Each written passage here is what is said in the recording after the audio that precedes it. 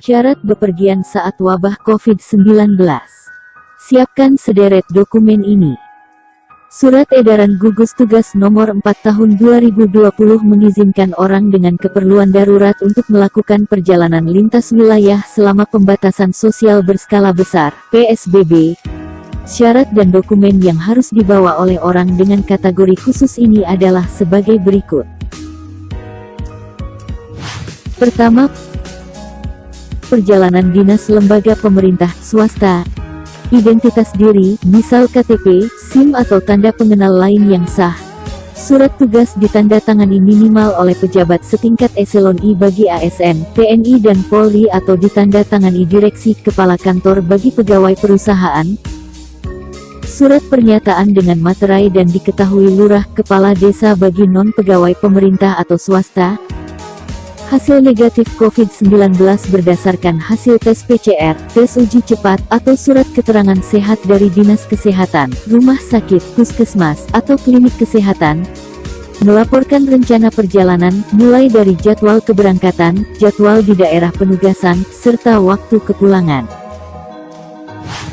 Kedua, perjalanan pasien yang butuh pelayanan kesehatan darurat. Identitas diri, misal KTP, SIM atau tanda pengenal lain yang sah. Surat rujukan rumah sakit untuk melakukan pengobatan di daerah lain.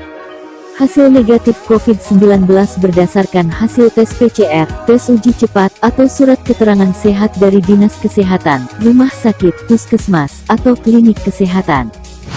Ketiga, perjalanan orang yang anggota keluarga intinya meninggal dunia. Identitas diri, misal KTP, SIM atau tanda pengenal lain yang sah. Surat keterangan kematian dari tempat almarhum atau almarhumah. Hasil negatif COVID-19 berdasarkan hasil tes PCR, tes uji cepat, atau surat keterangan sehat dari Dinas Kesehatan, rumah sakit, puskesmas, atau klinik kesehatan. Keempat, repatriasi pekerja migran, WNI dan pelajar yang berada di luar negeri, serta pemulangan orang dengan alasan khusus oleh pemerintah sampai ke daerah.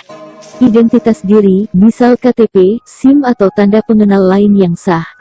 Hasil negatif COVID-19 berdasarkan hasil tes PCR, tes uji cepat, atau surat keterangan sehat dari Dinas Kesehatan, rumah sakit, puskesmas, atau klinik kesehatan. Surat keterangan dari Badan Perlindungan Pekerja Migran Indonesia atau surat keterangan dari perwakilan RI di luar negeri untuk pekerja migran atau WNI dari luar negeri. Surat keterangan dari universitas atau sekolah masing-masing, pelajar dan mahasiswa. Proses pemulangan harus dilaksanakan secara terorganisir oleh lembaga pemerintah, pemerintah daerah, swasta dan universitas.